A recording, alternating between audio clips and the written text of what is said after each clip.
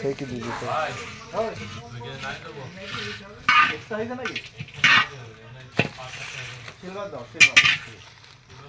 সিলভারে দিলে ললি যাও ওটি আকড়া ফেল দিতে হবে নি ওই যে ইয়ে হিডা ওই যে জয়টা ভাজতে হবে তো দে দে এখানে কিন্তু যত প্রকার এখানে 36 প্রকার মশলা আছে সব একসাথে দিয়ে দেওয়া হয়ে গেল এটা কিন্তু আগে ভাজি নিয়ে ডাল মনে হচ্ছে কম হবে সেই জন্য তো বললো যে